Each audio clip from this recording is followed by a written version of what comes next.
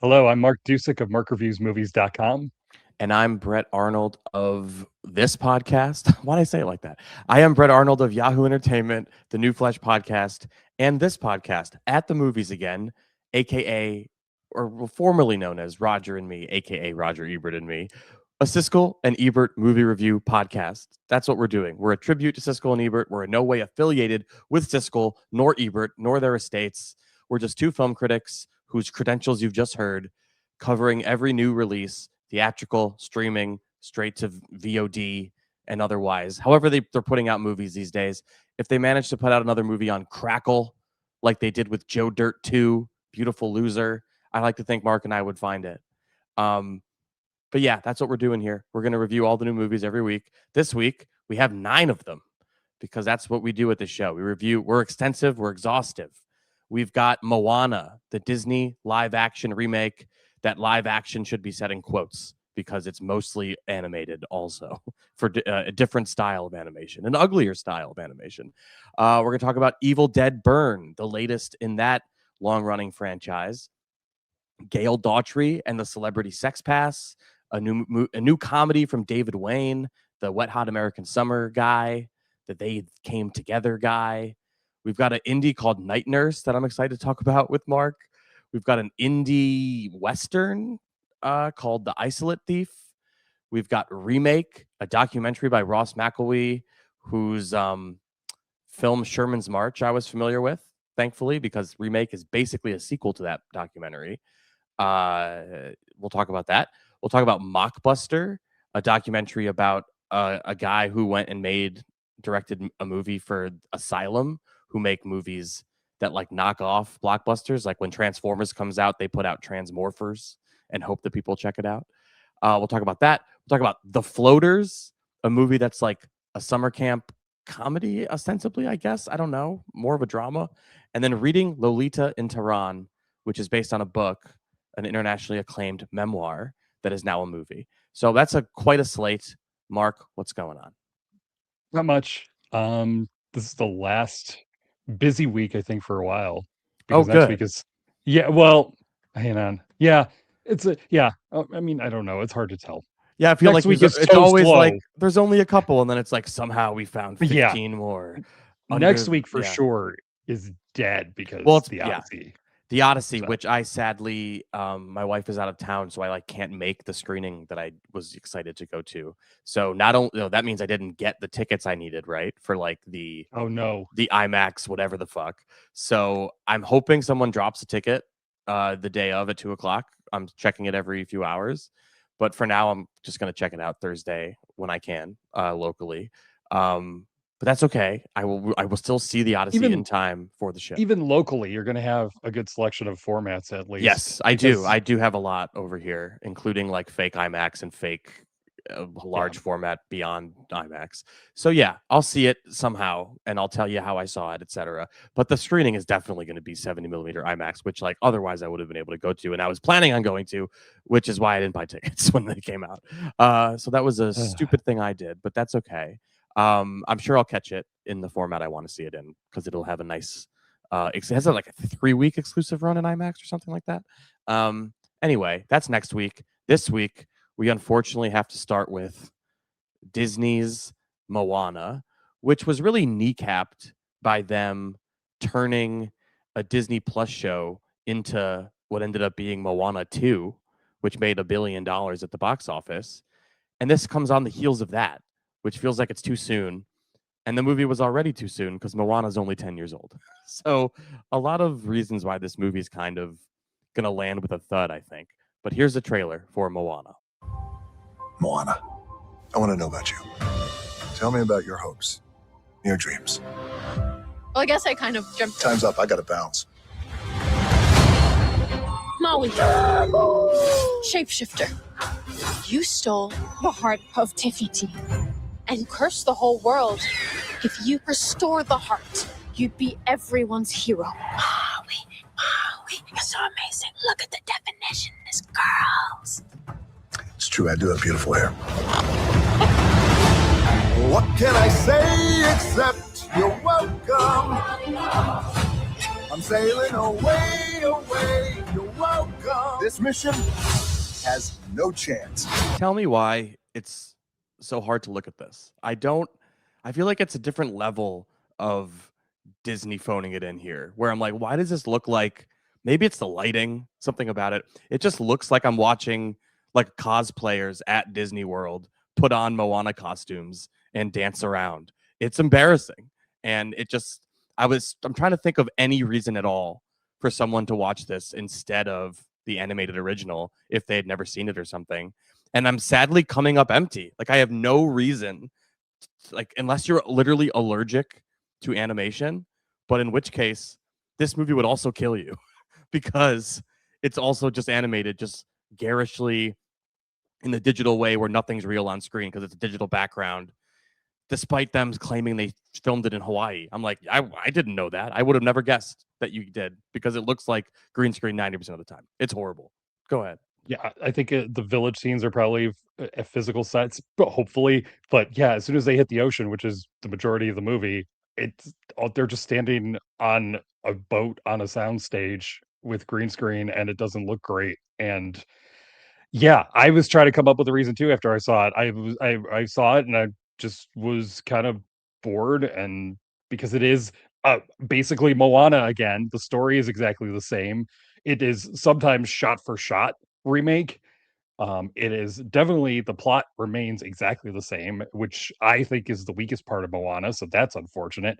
But I just could not come up with a rationale for it, and then it just became, well, who is doing at least an okay job here? I think Dwayne Johnson is fine as Maui because of the character he voiced. I think this is probably the biggest thing. It's like the movie is not old enough that Dwayne Johnson can come back and play the same character that he voiced, and there would not be any kind of, we're not thinking twice about it. And I think that's a problem. Maybe there should be a rule that, if you can get the voice cast to play the characters they voiced, maybe that's not the best time to do it because it's still that fresh in everybody's memory.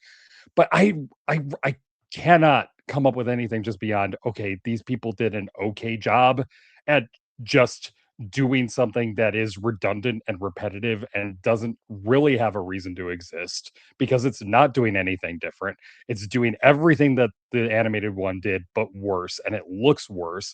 The animation was vibrant and colorful in the original. This, during those extensive nighttime scenes, it looks muddy and muddled and you can't tell what's going on. Yeah, I'm assuming everybody knows the story of Moana. That's not why I'm going through a plot synopsis of any kind, because it's exactly the same. Yeah, and if for whatever reason you didn't see Moana, this is not the version to like seek out because like that movie is like beautifully animated and vivid colors, and you'd never know that watching this movie, which just like does the thing where it's like, okay, so there's an animated pig and there's a bird, and those things are computer animated now, but they just look the same as they did before.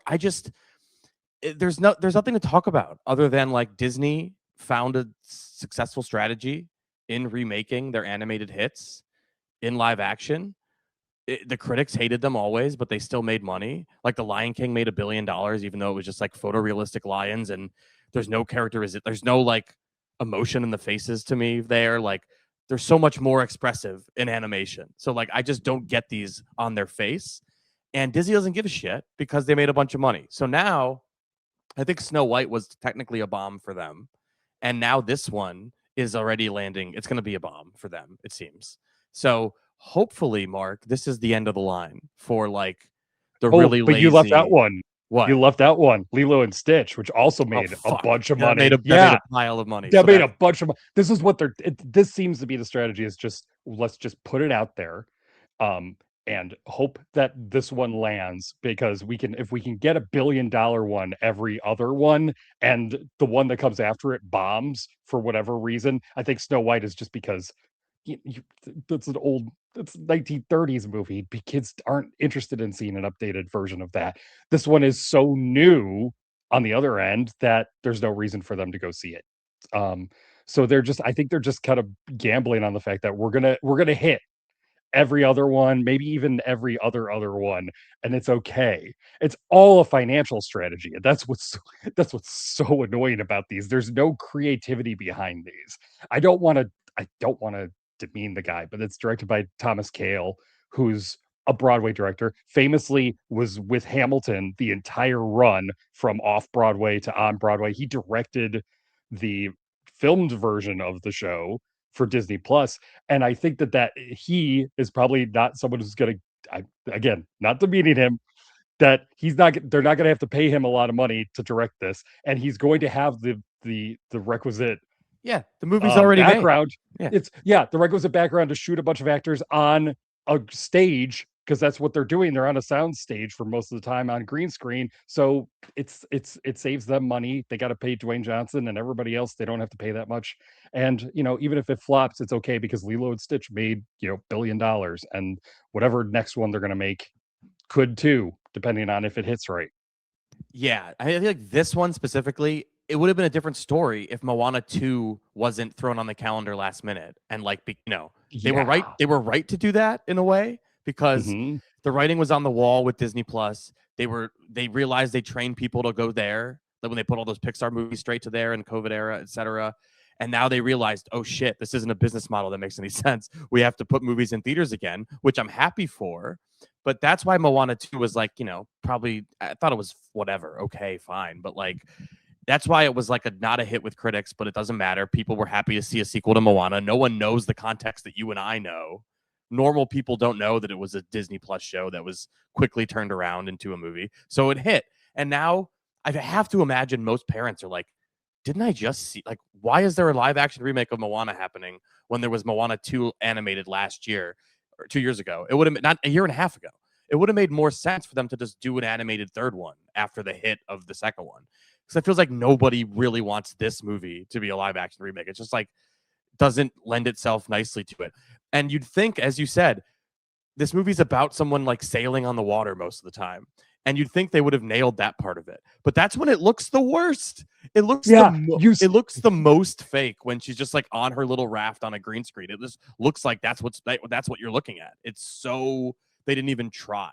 That's what's so frustrating about it. That could have been the selling point. That could have been the selling point of your movie. If you were doing a high sea adventure with, a young girl on a raft going out and exploring, do it as much for real as you can, and that would be a big selling point. Yes, I want to see that. I want to see high seas adventure and just do this stuff for real, not against a green screen with a bunch of digital characters, and not with the crab that looks exactly the same as the animated one, with the song that stops everything dead in its tracks. You brought that up about the chicken, hey hey, and the pig, that they look exactly like their cartoon versions. And when you do, that brings up the other point. Why are you making this if you're just going to turn these characters into a replica of their cartoon versions? It makes no sense. Again, you have to come to it from the understanding of this is a cash grab. You can only understand it in the context of, this isn't an artful endeavor. This is a balance sheet that makes sense from our perspective to do this. But again, I'm glad that this one doesn't. I very rarely do I actually want a movie to do poorly at the box office. But this time, I'm a lesson needs to be learned. Even though Lilo and Stitch 2 will undo whatever lesson, because they are making another Lilo and Stitch because that movie was so huge. So I don't know. It just doesn't it. They're Disney, man. They could start doing hand drawn animation again, and it would be they would be praised by everybody. Everyone would be like, oh my God, in an era of CGI this and computer animation, Disney did a hand-drawn thing again. It would be such a big deal. They would get great PR. I think we would all appreciate it. And I just think that should be the renaissance, not live action remakes that are one-to-one and just awful. And again, feel like you're watching your friends in costumes. I don't know. It's barely a movie. I'm giving it 1 star.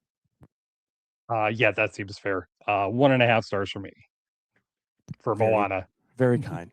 All right, let's talk about Evil Dead Burn. This is oh my God, what is this, the 6th? Yes. This is the 6th Evil Dead movie. There's the original trilogy. Then there's the Evil Dead remake in 2013, Evil Dead Rise a couple years ago. And now we have Evil Dead Burn. And there's actually another one in the can. that they just punted, but it's coming out in 2028. That's Evil Dead Wrath. Here's the trailer for Evil Dead Burn. All right, you ready?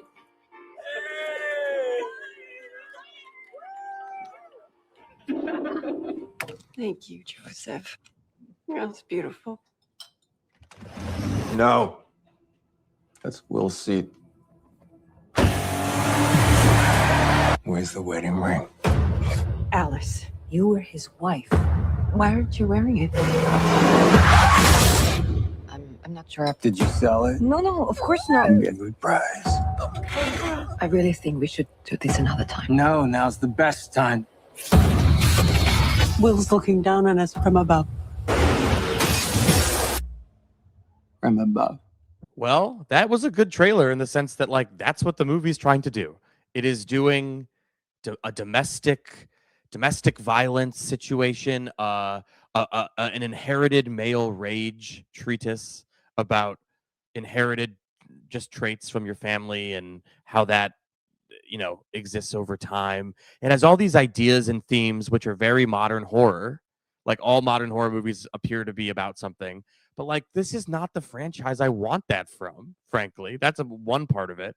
And I just think, despite there being camera work here that is indebted to Raimi and, like, is doing homage to Raimi while also doing its own thing. Like, there's that one shot that I think it goes upside down and then follows them and then goes back again. I was like, this is cool. That was, like, a cool way to make it your own. Like, there are formal things I appreciated, but just on the, like, most basic level, there's, like, a fundamental disconnect for me that Evil Dead means to people 2013 onward. It's like, these are the goriest, most fucked up, cruelest movies on earth, which, like, that's the reputation. I just don't care for that or vibe with that because I'm just such a fan of the original Raimi trilogy, which is cruel and mean, but is also fun. That's the most important part. They're fun. They're funny. They have comic sensibilities, especially, you know, Evil Dead 2. And all that, like, manic energy and chaos and good, it's like there's like a good faithness or something that's lost in these ones that are just like, how cruel can we make these? And this one purports to be about domestic violence and then has, like, a guy smashing someone's face to a bloody pulp with a washing machine or whatever, or a dishwasher door. I'm just like fundamentally off. Like, this isn't for me. Like, this is where I have to say, I'm a horror guy. People are always shocked that I don't like these because they're really popular among horror fans. And I just have never vibed with the idea that, like, these things are just so the people cite, when I ask what the humor is, they always cite back to me the, like, depravedness of the level of what the violence is, what's funny. And I'm like, that's not funny. It's just, like, it's fucked up and, like, entertaining, perhaps, maybe, if you're into just watching buckets of blood, which I usually am. But for whatever reason, Evil Dead 2013, Evil Dead Rise, and this one have all just fundamentally been like, that's not what I want from an Evil Dead movie, even though clearly audiences are fine with it. So please tell me how you feel. Yeah, I think you're a little off on Evil Dead Rise, but we reviewed that one, like, early days of the show, I think. Yes. So Yes. yeah, and Must we have been. both we disagreed on that one. I think that one does have enough humor to go along with the situation. Although you watched it more recently than I did. I kind of was did. tempted to, and I thought Yeah. maybe not right before I see this one. So I would like to see maybe if I Although was it maybe Yeah. there's a certain stinger that makes you Oh, that makes you yeah. wish you did, but also made me roll my eyes so far back they fell out of my head. Anyway, Yeah, exactly. But that's post-credit stuff that who knows if that's gonna even mean anything. This one, I'm just gonna agree with you on it. I think this one is more just about the violence and the bloodshed and all of that stuff, and it doesn't quite ring with the same tone, and it does just feel unnecessarily mean and nasty just for the purpose of being mean and nasty. It's like the only running joke of note is the fact that the grandma has dementia, and they keep, yeah, oh, it's why? That's not funny. and it's not even that like, it's specifically like there's a joke that they make 15 fucking times, and I guess Yes. it's because the idea is, haha, she has dementia, so she keeps saying it, but it's just not funny. It wasn't like she thinks the foreign, the lady who's not their part of their family is like stealing from them, is a thief. Yeah. Blah, blah, blah. Ha ha. Yeah, And she says it, that's and the audience is supposed to laugh every time she says it. Like, it's just like the humor is not. That's not funny. That's not for me. Yeah. it's not funny. It's not funny when they do all the movies about old people are gross and disgusting, and that's supposed to be the horror premise. Yes. An old woman having dementia is not funny. But apparently this movie thinks that is the height of comedy because it is the only joke in this movie that you could say, yeah, they're trying to make you laugh at those moments. Otherwise, it is just about how creative can they get with the gory stuff. And I think there's maybe a couple of scenes that are interesting. You brought up the one with the camera doing that. It's like a 270-degree turn around the wall and up the Yeah. ceiling. It's That cool. was neat. That's Yeah. neat. That's a neat shot. There's the fight in the car that is very intense and brutal and does a lot of stuff with whatever is right there. That's neat. And then everything else, it does really just feel like it's pulling, like there's something with electric carving knife, and I feel like that was in It was the in remake. 2013. Yeah. Yeah. Okay, I'm not crazy. That was Yeah, in there. It absolutely was. Yeah. It has so many Chekhov's items. There's a gun. Oh my god, obviously. dude! There's a Every shot in switchblade. this movie There's is a a like, dagger. Chekhov's Yep. dishwasher. Like, it's Yes. everything in this movie is so set up in that way where it's like, I just feel like I'm allergic to the formula here. I'm like, I see what's Yeah. happening on screen. I'm like, I just don't care for this. Like, ooh, look, there's dishwasher precariously placed knives and straws. Like, this is probably gonna come back in a minute. Like, it's just like lazy filmmaking too, to me, or something. Even though I like this filmmaker, I really liked his last movie, Infested, which was about spiders, and it's on Shudder. And Raimi saw that and hired him for this. Yeah. Yeah, French. That was French a good movie. one. Yeah. Yeah. Yeah. You were really creeped out by that one. I remember that Yeah, much. because I hate spiders. So that movie Yeah. was like preying on your fears of spiders in perfect ways. Very well directed. This one, It's preying on your fear of having a metaphor run into the ground in a horror movie. As a video game person, I think you will also. I feel like I'm constantly saying things are influenced by Resident Evil, and this one specifically feels like it's Resident Evil 7, in a lot of ways. I wonder if that's true The or if house, it's just a coincidence. Yeah. the house specifically is yes. very Resident Evil 7, The but whole it is energy also of the guy, the main guy too, like the dad. yeah, Yeah. but it's also just a glorified cabin in the woods, right? That's all Yes. that this is. It's just a big cabin in the woods. Which Evil Dead, that's what I want. Like, that's fine. Yeah, like, I get mean, it too, but it feels yeah. so familiar on top of everything. At least with Evil Dead Rise, putting it in a high-rise building, Yeah. That's something different. It's neat. This one is just this one's you're I think just amping everything up. I think this one's something different is well, that's not true because I was gonna say going for the metaphor, but like the 2013 was a very explicit, this is about addiction to drugs movie. So it also was a metaphor thing. So like that isn't new. Maybe it was the fusing of those two things together or something. They're like, this is our new idea. It'll have this elements of this one and that and this. I don't know, man. It just bums me out. I'm also why I'm most conflicted is that I think it's so cool that these movies are successful and have become like a proving ground for new, young, hungry filmmakers to like make something at this scale. Like that's what it is now. Like Raimi's just like picking people and being like, go make an Evil Dead movie. And then they go on probably to, Lee Cronin went on to have his name in front of the Mummy. So like there's something cool about that. Like there's like this feeder system now that exists. Like if you're a horror director, you're probably going to want to make an Evil Dead movie to prove yourself and then move on. I just wish the execution I enjoyed more because I love it in theory, but on paper, thus far, none of them have worked for me. And like Raimi's produced them, like he's happy with them. So I feel like people are always yelling at me saying he's happy with them. You should be too. And I'm like, I can still feel how I feel and just want like, I think I'm too close to it or something. I'm like the Raimi Evil Dead movies are what they are. And all the newer ones are decidedly not that energy. And they're not my speed. And I don't know. I can appreciate the gore when it's over the top and practical and good. But this movie has like a CGI third act that like pissed me the fuck off too with like what it was doing. Yeah, So beyond the fact that it's making the metaphor literal, which it already had done. You don't need to do it again. But it's also that entire sequence is all about the computer generated villain showing up at the end. That's doubly annoying. Yeah, and especially in a movie that, to me, again, the spirit of it is like such a celebration of practical effects and low budgetness and doing things shoestring and just making it happen, making movies in the woods with your friends. They've lost that for sure when they're doing full CGI bullshit in the third act. So yeah, I just was disappointed again by one of these movies. But again, I just feel like it's not for me, and I have to acknowledge that. And there are horror fans that appreciate what these movies do. So if you're one of the people who like appreciates that 2013 was just like, as bloody as possible, and that Rise was also just like a cheese grater, it's like doing things extreme and etc. This one just ups the ante on all of that. And it's just like, you want household object murders? Like, here's a bunch. It's disappointing to me, but I don't want to discourage any like horror fan from seeing it, because clearly I'm the outlier on not liking these, because they're very popular, well reviewed, make a lot of money.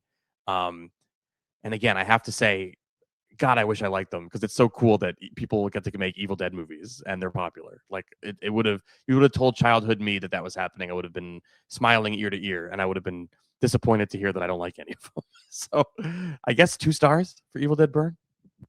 Yeah, that sounds right, Brett. 2 stars for me as well. All right. Now, this is going to lead to an interesting conversation, because I think we just talked about you hating Wet Hot American Summer, which you presumably haven't watched in 25 years. I rewatched it. Oh, and I still don't like it. I rewatched it after watching this, and I still don't like Wet Hot American Summer. Well, I'm glad you did the thought experiment, because it's all I did. I was curious. I think Mark has like, I don't want to say grown up in like a mean way. I just mean, grown down. I just mean we all age and think differently than we did 25 fucking years ago. So I'm always wondering, like, oh, which movies would I revisit now and they mean something to me? So when you told me you liked, sorry to spoil it, when you told me you liked Gail Daughtry and the Celebrity Sex Pass, I was like, you've got to go back and watch Wet Hot. It's like a classic, and it's fine that you didn't like it. I did. Yeah, I still don't. I still don't. Well, it is getting a theatrical re-release this year, which I'm excited to hear. And I can skip it now. I know I can. Now you can skip it. Or maybe in fact, the crowd laughter would have brought you in. I don't know. Anyway, Gail Daughtry and the Celebrity Sex Pass is another David Wayne very silly comedy. What about They Came Together? Do you like that one? Oh, I really like They Came Together. Okay, great. So you're not allergic to Wayne. You just didn't like I'm not. No. Yeah, I'm not allergic to him. I like, we'll talk about it. I like a little bit of structure in his random comedies. Okay, for sure. Huge fan of Stella, the TV show, which was his back in the day. It was the first comedy show I ever saw at the Vic in Chicago, actually, from the back row. Anyway, Gail Daughtry, Celebrity Sex Pass. Here's a trailer. This is Willowbrook.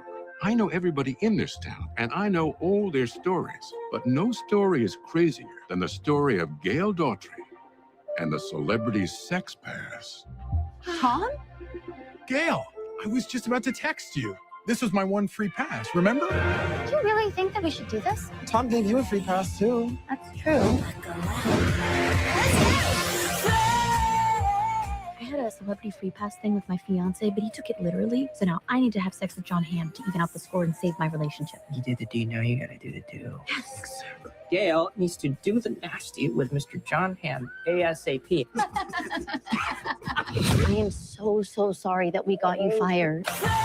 Hi, we're here to see John Hamm. Do you have an appointment? No, but I'm John Slattery. Yeah, I know. Thank you, man. Thank you. Y'all have a good day. No, wait, come back. That is one of the best scenes in the movie. You'll know why once you see it. There's like 2 parts of that scene that make two really funny jokes. Two really funny jokes. One's extended and it just keeps going, and that's why it's funny. Ben Wang of the Karate Kid Legends and Long Walk fame is so funny here as like a junior agent who just does for what for comedy's sake. It's just like doing whatever the characters ask. So this is a movie that's very silly and very stupid, but I mean that as a compliment. And I feel like if we say it's like a Wizard of Oz reimagining, it's like overselling the degree to which it's actually doing that. Like it's very loosely just like alluding to those things, but it's just red shoes and a hot air balloon at one. Yeah. It's just a very silly comedy about a woman whose husband has sex with his celebrity hall pass, and then she feels like she has to have sex with John Hamm to get even, and it's just her quest to do that. And of course, John Hamm is in the movie, I don't think you saw in the trailer, but John Slattery's there, so you probably assume there's a Mad Men reunion going to happen at some point. So this is a movie that throws a joke at you every second. The jokes are in the form and in the background and the what they're saying, in the situations, in the heightenedness of everything. So why did you like this? I'm just curious how one would not like Wet Hot and enjoy this, but I guess they're different. Yeah, they're a lot. They're very different. I feel like Wet Hot is just a bunch of different sketches put together and cobbled together with the very, very slim structure of they're at camp. It's the last day of camp, and I didn't find many of those gags funny. This one it's got a story. It's a very silly story, as you brought up, about a woman just trying to have sex with her celebrity crush, and because to get back to make her engagement to her future husband work makes no sense. And that put me right in the mood, I guess, to have none of the jokes really make any sense. So it's just funny joke every Oh, yeah, I mean, it's close to every second probably, and I laughed a lot, and I think just having that structure and having the jokes be actually funny, as random as they are, was enough. I don't wanna it's at this point, it's one of those comedies where you just wanna tell all the funny jokes that they do. The cameos, I don't wanna give away the cameos, but who his hall pass is funny. very funny, Very very funny, because surprising. when Yeah. she shows up, I yeah, it's one of those things. She's doing a book signing, and that Yeah. the contents of the book alone is hilarious. Yes. But that's as much as I want to say. But there are so many cameos, and you expect the ones from David Wayne's previous movies, but they're not overdone. And then there are people who show up and you don't expect them to be there, and it's just it's delightful. And Zoe Deutsch is so good here. She carries a lot of what needs to happen here. That is, she's just so infectiously giddy about everything that's going on around her that, yeah, the fact that the movie is completely random and silly and absurd, it's just the right performance for that kind of material too. I don't Yeah, it's just funny. It's very, very funny. Yeah, it's just funny, and the people you want to see in a David Wayne movie do show up, like Ken Marino. Very Yes. funny. As the paparazzo who cannot photograph John Hamm, and he has tried for decades to photograph John Hamm. It's just so silly, and it seems like the operating principle is like every scene the silliest thing possible should keep happening with every character, with every line. So it will definitely rub people the wrong way. I know it experienced a lot of walkouts when people saw it at a festival. It's definitely going to be not for you or for you pretty quick, including the Fred Melamed introduction as the mailman or whatever. It's great. His little interlude narration is so good. Yeah, it's very funny. He does the breaking the fourth wall narration, and he does this in one situation, and somebody just walks by and tries to figure out what he's doing. Yeah, it's crazy. Great. 3 stars for me for Gail Daughtry and the Celebrity Sex Pass. Definitely go see it if you're into silly humor. Yeah, 3 stars for me as well. Love it. All right, let's talk about Night Nurse, and we can argue. This is a movie. Is it a debut? I think it's a debut. Here's the trailer for Night Nurse. It isn't right. I should be taking care of you. But I'm the nurse.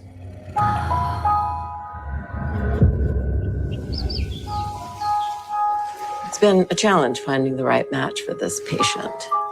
What's his condition? Possibly early onset Alzheimer's. We're still ruling things out. And where are we right now? Do you know where you are? He's just a bored old man. What do you do for fun? I don't do anything. You're telling me you don't have any fun? There was a certain point, Mark, where I decided that I had to just give myself up to this movie and accept the unbelief of the situation. Because if you don't, which I imagine you didn't, it just won't work at all. Because it's like, what do you mean this is what's happening? What do you mean that's how the characters react to this man? But if you accept the terms of the movie as this erotic thriller about a guy who has control over all these nurses and women, if you accept it for what it is, I think it is really entertaining and deliriously fun and it's weirdly sexy, but not. I don't know. Tell me about it.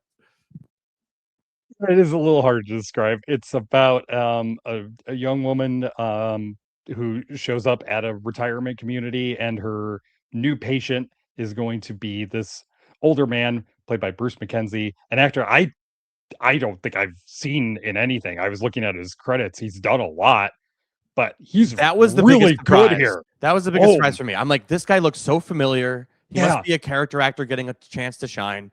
And I think that's true, but like he's done like a handful of things. Like I haven't, Yeah. I he truly does hadn't a seen lot it. of TV and a lot Yeah. of stage work from what I saw. But Yeah. man, he is so good here. Excellent. Playing this guy who is, manipulative and controlling, and he convinces the nurse to help him do this scheme of calling other older men, convincing them that the woman is their granddaughter in legal trouble. It's that one. This is a classic scam Jude that Squibb. happens. Yeah, it's that Yeah. Jude Squibb movie. I can't remember what it was called, where It she was a gets person's scammed name, in that one. Thelma or something.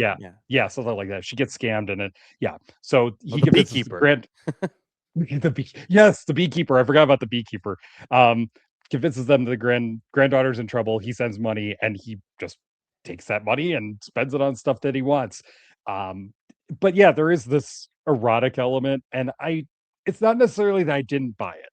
I do think it's a little extreme that this guy can be that controlling over so many different women of so many different ages and so many different backgrounds and so many different things. It's a little much. And I think that maybe that's the issue that I had with it, is that it's very sensationalistic. It is trying to be erotic, even though sex isn't really part of the equation here. He's not interested No, in but sex. it's like power dynamics that like are Yes, inherently yeah. wrapped up in that. It's interesting. That's why I think it's interesting. Yes.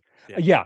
I think there's a lot going on underneath the surface of the movie that it almost clicked with me. Like, I think that it is about the fact that the nurse, she doesn't have anybody else. She doesn't have friends. She never has had any other job. This is a lonely person. And kind of when that clicked, like, this is why she is so attached to him and why she's so connected to him, drawn to him, is because he is giving her attention. There's a sadness running beneath all of this, and I think what kept me out of it is it's going for those sensationalistic elements, the Yes. erotic stuff that's not really supposed to be erotic but also is. It's weird. It doesn't go for what's really driving these characters, and it's not sex and it's not money. It's something else. And I think maybe if they had looked at that more and been more about that instead of what's on the surface, a bit more appealing in a broader way, I think it might have worked better. But instead, you're just left with, I do think you are left with a lot of questions like, Yeah. why is she so drawn to this guy? Yeah. How is this guy so? I had to accept that as like the movie reality and not think about it, Yeah. or else it would have eaten at me, because the movie doesn't provide any actual explanation for like, you know, you could argue it does with what you just said. She's lonely, etc. Like, that's enough, whatever. But like, I don't know. I was compelled enough by the exploration of the power dynamics of the situation and the thrilling nature of like doing cons. I love a movie about con artistry, and this is a movie about con artistry, and like the inherently seductive nature of like doing that with somebody, and the thrill of it, and how it can get you can get addicted to it. And I don't know, I found it very compelling, even though I definitely am like confounded by a lot of it and find it very bizarre. And like, why would you make a movie with these elements all together? It's interesting. I just found it intoxicating because of all those reasons. So like, I'm eager to watch it again at some point and see if I can pinpoint anything else. But yeah, there's a lot going on here. Terrific central performance from Bruce Davison, and the woman what's her name? The performance from the main woman. God, I'm trying to find her name in this article. Kemri Paxaway or Semri Paxaway. She's good too. But Bruce Davison definitely like steals the movie, and it's I think writer director Georgia Bernstein is the name of this person. I found this intoxicating is the best word for it, and interesting, and exploring interesting subjects. But again, you need put your suspension of disbelief. I don't know if put it on or put it at the door. Which is the thing to say? Suspend your disbelief. There you go. Suspend your disbelief, and then you may enjoy it. So I'm 3 stars for Night Nurse. I'm not as thrilled with it, Brett. 2 stars for me for Night Nurse. I do kind of see what it's going for. And I'm not asking for like a lot of details. I think the tone of it is just a bit off for what it ultimately is doing. I mean, once the like harem element is brought in, I was fully like, okay, this is a different movie than I was expecting. Yeah. But I'm gonna roll with it. it was like, I don't know. It's one of those things. It's like maybe you're going to be in the mood for it. Maybe you won't. Maybe that'll turn you off. Maybe that'll lure you in. But it's transfixing all the while, I found. Yeah, it's it's stylish and it's atmospheric. I just didn't buy the characters as much as you did, but I was close. Once it got into talking about a little bit more and what ultimately happens at the end is fascinating. It's interesting. Yeah, interesting stuff. So where are you on it? You said 2 stars. Okay. All right. Next up, The Isolate Thief, which is I would imagine, pretty small production. It's got Sean Bean in it, and I think that's the only name person that I recognize. Is that right? Mackenzie Foy, the star, I think is in something that I've seen. Why can't I think of it? She's the little girl in Interstellar. That's what I knew her from. And she's a teenager now in this. Here's a trailer for The Isolate Thief. Give us the strength, good Lord, to set the world at naught, so that we may make a cry unto thee in this hour of our country's need. Deal with us not by our sins or our misdeeds, but reach forth with your right hand and be our defense. Have pity on our brothers in arms who are against the authority of the land, and allow them to see the error of their ways. Allow us to bear the weight of the grief of those we have known and loved. Last, for those we did not know, who have passed on into the unknown, who we will remember always. True Grit summer continues after Supergirl. This movie's doing like True Grit by way of The Hateful Eight or something, starring a little girl and who's got perhaps a secret. I don't know. This is just like a movie with I love a Western. I think the premise is solid. I think the performances are good. Easy, like recommendable, low budget affair. Tell me about it. Yeah, so the setup is it's the Civil War. Mackenzie Foy plays a girl who is whose father runs an outpost. The father dies. She's about to leave because there's nothing for her here. Obviously, it's an outpost in the middle of nowhere. No soldiers would come by anytime soon. She's got nothing to do, so she's going to leave for California and start up a new life. And then a stranger, played by a completely unrecognizable Joe Pantoliano. I knew he was in it. I had to look again after the fact, like, oh, that is him. I can't tell. Shows up. He has a bag full of gold. She finds out about the gold, and then some other men, led by Sean Bean, show up, and they know about the gold, and they want the gold, and that's just it. That's the conflict that's brimming underneath the surface. That's the tension that these men want the gold. She has the gold. Who's going to come out with the gold? It's really interesting. Brought up power dynamics and Night Nurse. There's a lot of power dynamics here. How Bean's character is kind of manipulative, well, very manipulative and like controlling, but to what extent is he? Like the Native American tracker person, and how like the girl is like constantly undercutting him to be like, actually the trail's like this. I know better than you do. It's so this map is completely wrong. Who drew this map? It's terrible. What idiot drew this map? Like saying that in front of Sean Bean. Like, she knows what she's doing. She's smart. It is very like Maddie and True Grit in a way. I maybe it's reductive for every young female protagonist to get compared to Maddie and True Grit, but what can I do? Great character. What can you do? I mean, great characters are worth copying. So I just really enjoyed this claustrophobic. It's set a lot inside the cabin or around it or in the woods outside of it. Yeah, that's what the Hateful Eight element was for me. It's very much like they're all trapped in this little place kind of thing. Yeah, all trapped in one place, all have conflicting needs and desires and what they want, and it works. The performances are really good. It's very atmospheric. It's very tense. It builds up to, obviously going to be conflict and a big climactic battle. That's done really well. It's just a very solid thriller that just has the Western backdrop, but it works really well. Yeah, totally agree.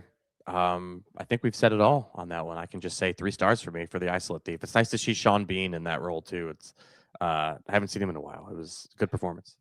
Yeah, he was in, I think the last thing he was in was the one with Daniel Day-Lewis. Oh shit! Title Anemone. Yeah, awful. Yeah, bad movie. Unfortunately, just such a bad movie. But he's very good here too. Isolate Thief. 3 stars for me as well. All right. It's in very limited release. I assume it will go to digital soon.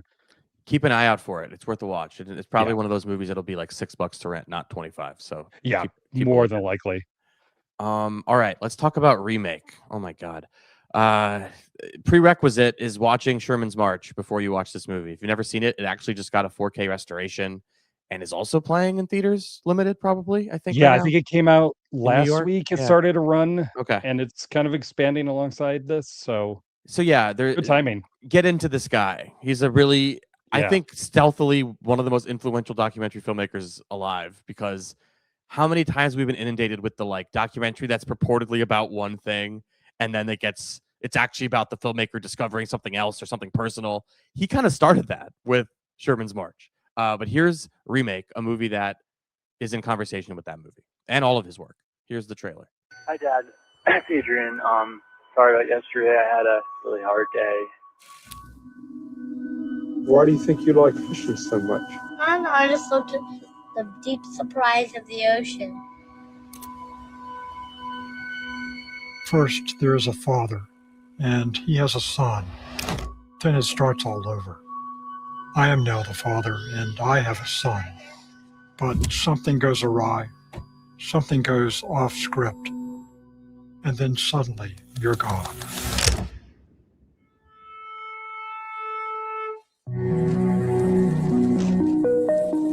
A Hollywood producer is interested in trying to remake my documentary, Sherman's March, as a fiction film. It always just stuck with me. I'd be elated. I just don't quite know how it can be done. Can a movie bomb twice? Turn it off. This is not art. This is life. The story I thought I was telling with my filmmaking, the story of lives lived over decades, is now disjointed. No. The reels are all out of order. Don't film me right now. Fuck, this is a good movie. Requires a lot of explanation. I think I already did some, but Mark, tell me, because you just caught up with, I think, all of his movies. Yeah, I caught up with a good number. number of them. I caught up with, I thought, the ones that seemed pertinent. Sherman's March, because I saw the 4K restoration of it. It looks really good.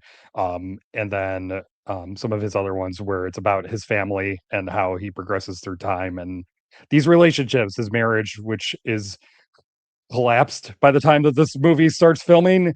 The birth of his son, them adopting a daughter, and now, his son is dead, and he had this gap of time where he was trying to work out the remake of Sherman's March as fiction. Which, his by the marriage way, dissolving. I did some research. Apparently, Michael Cera at one point was heavily involved in trying to make that movie, and I'm wondering if this was that because I'm sure it's probably was maybe many times someone tried to do that, and I'm wondering if the version in this movie was Michael Cera help trying to do that, but I don't know. It was I don't know the time period actually. They're talking there's a lot of years go by in this because it is. I think he hasn't made a movie in 15 years or so between the last one he did and this one. So that stuff, marriage dissolving, son dealing with addictions to alcohol and drugs, and then his son's death, and he is trying to understand it, and he's trying to understand it the only way he knows how, which is with a camera and with the footage that he's recorded over the years, and it is just devastating watching this because he's a guy who's spent all of his life recording things from his own life and with his family. He's lost so many people. His mother died when he was a child. His father suddenly died while he was filming another documentary, and he was trying to grapple with that. And now his son is dead, and he's just trying to understand how does he move on, and what does this mean to him as a filmmaker, and what he's supposed to be doing. And he's asking all of these questions throughout it, and there are no answers. No, and it's so heartbreaking. That's the part of it. It's like he's almost like asking you, the audience, like, did I fuck up by wasting all my time with my kid filming him and not spending the time with him that I should have been doing? And just asking those questions about someone, when your kid becomes has drug problems or whatever kind of problems they have, how much culpability you have, and it just brought up all these things. Was the camera being in the way between them? Was that the thing that kept him from just really seeing what was going on? Yeah. So it's just fucking like horrible Yeah. to experience, but also like beautiful in Yeah. pure grief Because being that's the art, other and thing. that's what Oh, art man. is generally. Yeah. Sorry, I keep cutting No, you off please. with I it, love but your that's the passion. that's the for this. contradictory nature of it is that, Yeah. the camera got in the way, but if he hadn't had the camera, he wouldn't have been able to put this together as a tribute to his son and what his son had done with his life and what he could have done. It's beautiful and it's heartbreaking, and it's so hard to put into words exactly what it is just beyond that. I think it was Clint Worthington who writes for RogerEbert.com a lot, actually, who said it's intimate and it feels like evil or something while he was watching it. He's like it's just his review was also trying to like reckon with why he loved it so much and like how hard it is to watch. And he said it's riveting to watch even if I felt complicit in bearing witness to it. Maybe that's the power of documentary distilled, whether I like it or not, which made me go, yes, that is kind of what this guy's form of documentary is at the very least. Yeah, I don't know. I'm just so struck by wanting to rewatch Sherman's March after this because I haven't seen it in years. And because this movie, in the ways that it's a sequel to that, like the following up with the characters in that movie who like one of them now was it Alzheimer's or something and like doesn't remember anything from it. And like that weaves into him with the camera and being like, isn't it important to have these memories versus like just this person who now doesn't remember them at all? Like, Yeah, she brings up that all the photographs on her wall, that's the only way she can remember people anymore is the photographs that are left behind. So it's like this deeply important work, I think, from a deeply important filmmaker. It's a 4-star movie for me. I think it's really great. And people should watch Sherman's March and this. And I'm going to go catch up with the rest of his movies, which are name checked throughout this one, because I think he's a major important figure in documentary film. Yeah, even the ones that I caught up with, even the ones that aren't fully effective, like you kind of understand why this one where he's talking about his son, it's for a bit it doesn't make much sense because there was a lot going on in his life obviously when that one was made, and he can't talk to it. His wife didn't want him filming her anymore, and that kind of explains why she's not even in it at all. You would think she would be a major player in that one, so it kind of helps explain a lot of his older works too. It's fun to explain to someone who hasn't seen Sherman's March. It's literally about him trying to make a documentary about was it William Tecumseh? What's the guy's name? The Civil War. Sherman, the Civil War general. Civil War general, like trying to like make a documentary about his march of destruction to the South, but instead the documentary is about him getting involved with various women, and like that's the movie. It's like about him having relations with these women and how they flow in and out of his life, and it's so compelling somehow, right? It's so good. Yeah, it is. Yeah, because you just meet all these different characters and they're all so interesting in very different ways. And it's from 85, so it has a time capsule element to me too now. Yeah, I'm glad. I had a friend whose favorite movie that was, so that's the only reason I saw it like 5 or 6 years ago. And I'm glad I did. I'm glad I was able to catch up, or see it so I could enjoy Remake and give it 4 out of 4 stars. I think it's great. The people do need to see Sherman's March, I think, to enjoy. I think it's worth. Obviously, Sherman's March is definitely worth seeing, but I think if you can't get to it, if you can't find it, if you can't watch it for whatever reason, I think you could go into this. He does the work of setting up everything. He shows you the footage. You just got to know, like, you're going to be seeing some clips from his life across the years, and it might seem a little out of context, but he puts it into context. 3.5 stars for me for Remake. Devastating. Yeah, it's just like I love movies about memory and the strange nature of it. I mean, that's what movies are all about. I feel like to me sometimes I'm just like, that's what movies should be. And there's a lot of movies about that we've talked about lately, and this one is a stealthily great one. Okay, let's talk about another documentary, Mockbuster. This is a fun one. Here's the trailer. I just asked this company if they'd let me direct a film, and they said yes. The Asylum. They're known for making cheap clones of Hollywood hits. They call them mockbusters. I wanted to be a real director, and the solution was staring me in the face. B movies. But it's been ages since I directed anything that wasn't a corporate video. Do you think me making an Asylum movie is a good idea? Yeah, so you. I think you've aged well. That never made any sense. You're in from Australia. Shooting an alien movie, you'll fit right at home. They don't make great movies, but at least they make a lot of them. You're going to be directing a 6-day special. It's called a 6-day special because you have 6 days to make this movie. This is really good for a lot of reasons. I think one of them is like you get to see how Asylum does all this stuff, which is interesting in its own way.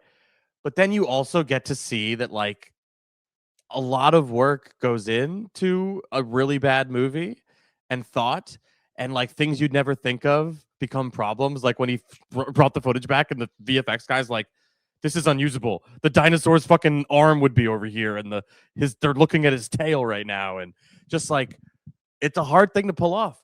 That's another thing. And then like the fact that Asylum works the way my boomer parents have assumed every job works my whole life, where they're like, why don't you just call Quentin Tarantino and ask him to work on his next movie? In this world, you ask Asylum, hey, can I direct a movie? Here's my experience. And they were like, yeah, okay, come on over. So that was also really clever and fun. Tell me about it and your experience with it. Yeah, I had a lot of fun with this too. And I do find it fascinating that the Asylum works in the way that they work, where they admit these are bad movies. We know they're bad movies. The only reason we're making them is because we can and we want to, and we can make just enough money on them. They found a business model that works. Yeah. It's so fascinating just to watch them be that bluntly honest that we have no greater ambitions than to just rip off movies and make money off of them. And yeah, that's what we're doing. If you like it, cool. If you don't like it, who cares? We're still making the money because we figured out this business model. And then, yeah, the behind the scenes stuff in 6 days, where the script shows up, I believe, in halfway through the first day or close to it. It's how can you do that? It's you get all the behind the scenes drama. You see, he doesn't the director, Anthony Frith. He does not make himself look fantastic. There are times where he gets angry, where he is just sitting around letting other people do the work for him because he doesn't know what he's doing, honestly. When that guy yells, who's like really mad, when that guy's really mad at them for whatever the fuck that guy said to him, it's so like, oh my God, you have to manage all these personalities too. People who would star in these movies. Like, imagine what those people are like. Like, it's just interesting. Yeah. You get a good appreciation for the people who are not taking it seriously, or at least like Eric Roberts. He interviews Eric Roberts because Eric Roberts is in a bunch of them. Michael Perry shows up later on, and they're just professional. They just show up, they do the work, they read their lines, they know what they're doing, and you're like, yeah, that's exactly what you need to do for one of these movies. Apparently, that's all anyone expects from you, and it works really well for them. I enjoyed this a lot, and I don't know if it gave me a new appreciation for the Asylum. I just they're doing what they're doing. They know they're doing what they're doing, and they're honest about it. And I kind of admire that to some extent. Yeah, it's a really nice look at the experience, the process, and I'm happy for this guy that he got to make it, even though it doesn't seem like the most fun thing. But when he talked to the other director who did stuff, it's like, yeah, you need to like make something. So like, it's good to have stuff on your resume, and like it will start your career. And now he made a documentary that's good about the experience. Yeah. So, yep. Good for him. 3 stars for me for Mockbuster. Yeah, Brett, 3 stars for me as well. It's in theaters limited, and it's also on VOD today, so you can rent this for I think $6, $7, $8 or whatever, and you should. It's good. And you can find his movie, The Land That Time Forgot, probably streaming on Tubi or everywhere, I think. I still haven't watched it yet. No, you obviously haven't. I've been thinking about watching it. No, I haven't, but now that actually does sound like it would be kind of fun. Good to know. It's on Tubi.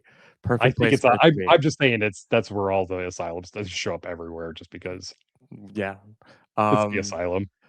All right, let's talk about The Floaters, a movie that on paper sounds like I would love it. It's basically School of Rock in a Jew camp, and I'm a Jew.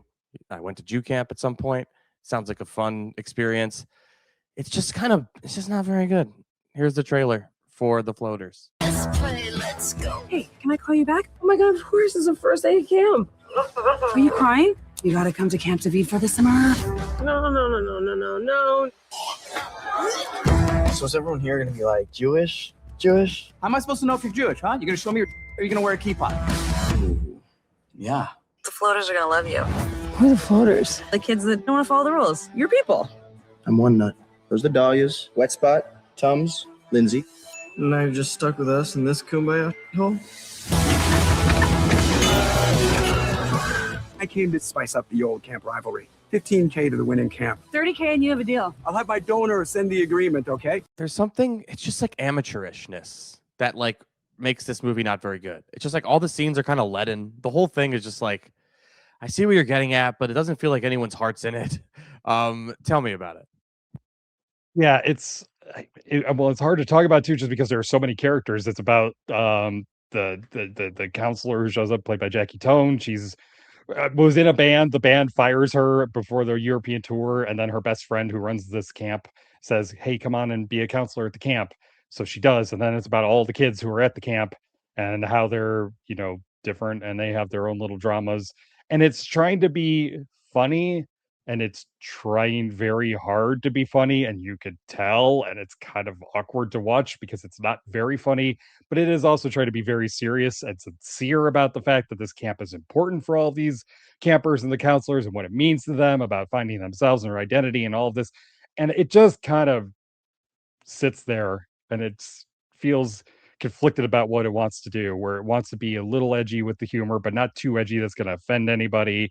And it doesn't want to go too far. So it's like, it almost feels like when it's making those jokes, it's apologizing for them in the process of making them. And that's not a great place to be in. So it just kind of fell flat for me. Yeah, that's the problem. Like, again, I'm on its side so hard. Like, its opening scene is everything about it is like, this is cribbing School of Rock. This is the School of Rock story, but we're going to transpose it into a Jewish summer camp, which again, that's like another movie that should work for me. So all the elements are there. And then I'm sitting there watching it going like, okay, so this scene isn't particularly funny or interesting. They all have the shape of like a movie that is going to be satisfying, but none of the individual scenes deliver any of the requisite satisfaction, if that makes any sense. It's just not very good. Sometimes a movie's just like, yeah, they had cameras and they had actors that you've never seen before, and no one was particularly good, and the script wasn't very good, and sure, they got the money to get Seth Green in for a day, and who else showed up for a day? There was Steve Guttenberg, which to me Jonathan Silverman. To me, stunt casting, because Steve Guttenberg is famously camp counselor in It Takes Two, the Mary-Kate and Ashley film that came out around the same time as The Parent Trap and has the same premise. Anyway, it was a real deep impact Armageddon situation with the Olsen. Anyway, 2 stars out of kindness. I don't know, 1.5. What is it? I mean, yeah, I think I go with 2. It's the kind of lower end of the 2-star spectrum. Yeah, I think but it's I mean, 2 it's not because it's not like it's not inoffensive. bad. It's inoffensive. And I think that's really the problem. I wouldn't say it's not bad though. I would say it is bad. I just think it's inoffensive also. Yeah, I think it's got its heart in the right place, and it's trying to do some interesting ideas with what it's saying about Jewish identity and the big expanse of all these different people and how you have to, make sure everybody is feeling included and all that. It's interesting, but it's not that fun. Yeah. I feel like camp should be fun. Camp should be more fun than this movie for sure. So yeah, we'll both go 2 stars because we're very kind. And don't want to be perceived as anti-Semitic or anything like that. I'm just kidding. That's not why we're rating it that way. We're rating it that way because it's a 2-star movie in our hearts. Okay, let's talk about Reading Lolita in Tehran, a movie that made me think, I bet this is a really good book. And I think Mark is kinder than I am to this movie. Here's a trailer for Reading Lolita in Tehran.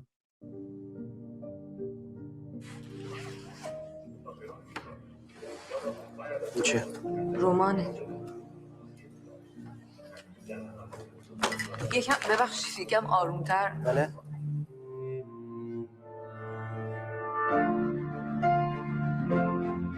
Great books are supposed to make you feel uneasy and make you question what you take for granted.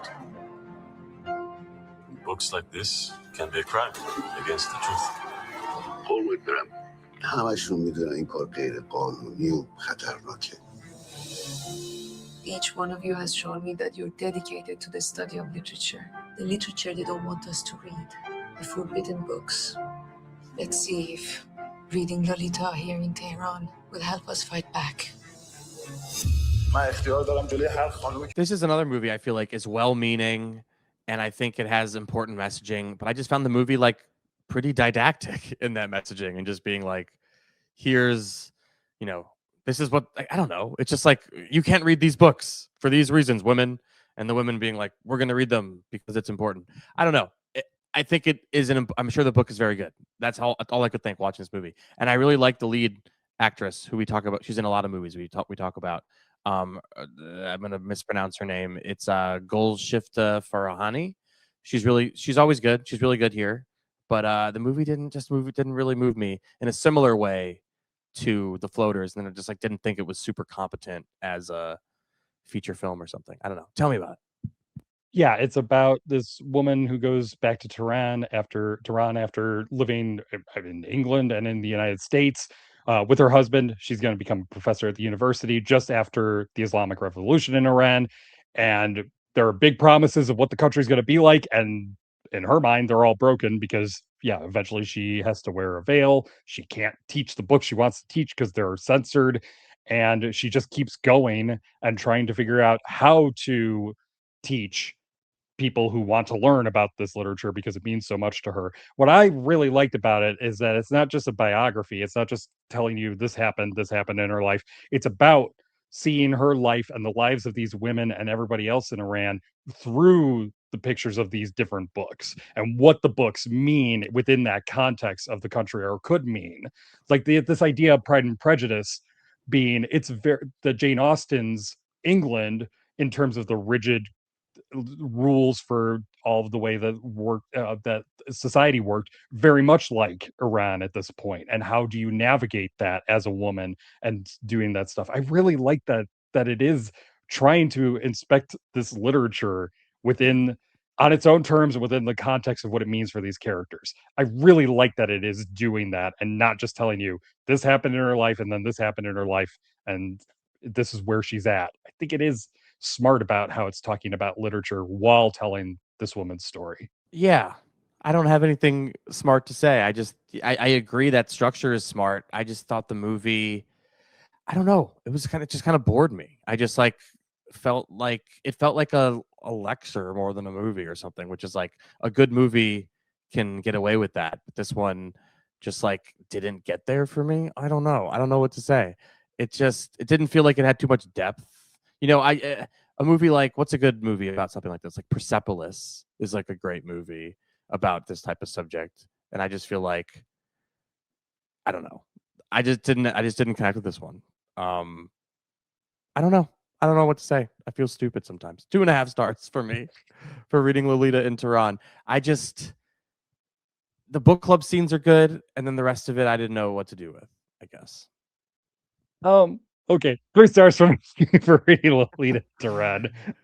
I enjoyed it. If you like stuff about that, it's worthwhile.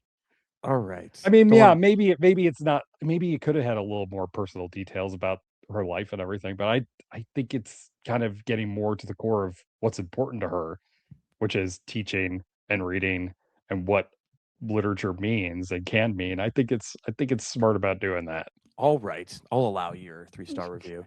2.5 is fine though. I will also accept 2.5 stars. We're all about acceptance here. There we go. Okay, I believe it is time for ye ol' recap. I think I can handle doing that. Let's go with Moana.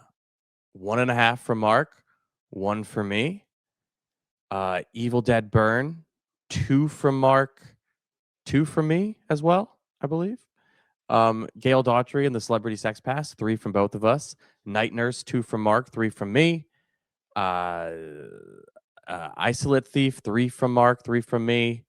We got Remake, 3.5 from Mark, 4 from me. We've got Mockbuster, 3 from both of us. We've got The Floaters, 2 stars from both of us. And Reading Lolita in Tehran, 2.5 from me and 3 from Mark. All right. Before we go, we will head over to the YouTube. With the 4th of July, this is Leonardo Lopez. With the 4th of July coming this Saturday, it will have already happened at the time you read this comment. And with the release of Young Washington, oh, wow, I wasn't prepared for this. What would you consider... What would you consider the most American movie you've ever seen? For me, it would have to be Saving Private Ryan because of how it portrays the idea of no man being left behind with complete sincerity, while also showing how far soldiers would go to present their patriotism. Another good example would be The Wolf of Wall Street, as it showcases the very worst tendencies of capitalism and how much they can corrupt people at the top of Wall Street. But these are my takes. What do you guys think? I want to think about that and like come back with a better answer. But do you have I one off the saw top? this. Yeah, I saw this and I was thinking about it. And I actually like the way that you set it up, which is one very sincere look at America and one a little cynical. I Yeah. think that feels authentic in a way. I think my sincere one probably Mr. Smith Goes to Reality. Yeah, exactly. Yeah. The ideal versus reality. I think my ideal would be Mr. Smith Goes to Washington, where you have, one man can really fight the system and corruption that's there, and it's all good as long as you have your heart in the right place and you stand up for your ideals. I think that's nice. I mean, and then I guess the cynical one, Dr. Strangelove, because a Yeah. lot of times our endeavors in foreign affairs and with all that feels a little silly, to say the least. For sure. Yeah, this administration feels a lot like all of that. No fighting in the war room. For sure. Wolf of Wall Street's a great answer. It from is good. Leonardo. I will think about it, and hopefully next week I will remember to think about it. Have thought about it. But very good question for the fourth. Yeah. Thank you. The End of Time Travel said his youngest broke their ankle today. Oh no! So great excuse to take my oldest to the movies to see Minions. Oh, so the youngest got left at home. It's brutal. Oh no! I'm just kidding. I hope they also went or whatever. Solid movie. I laughed more than anyone in the theater, and I even got a little misty a few times. Good film. Yeah, I think it's good enough. I enjoyed that. What else do we got? Leonardo Lopez again says on July 3rd he went and watched Toy Story 5 and it was even better than I was expecting. Its messages on the pros and cons of tech were thought-provoking, considering Andrew Stanton directed WALL-E, which is way ahead of its time regarding how people will become so attached to screens. It's impressive to see this new approach to the messaging. Also, the expansion of Jesse's character went way beyond appealing to people's nostalgia and managed to give a beautiful message of cherished memories still being able to resonate with adults, even if we're seemingly moved on from them. The moments of playtime and their painterly art style also speaks volumes to the power of human imagination and speaks to a greater need for less corporately made content and more creative artist-driven work. This was a worthy addition to the Toy Story legacy that managed to prove all of the doubters wrong who believed we did not need done any other movies after the third one, showing that Pixar is truly uninterested in making another Toy Story film unless they have a necessary story to tell with the characters.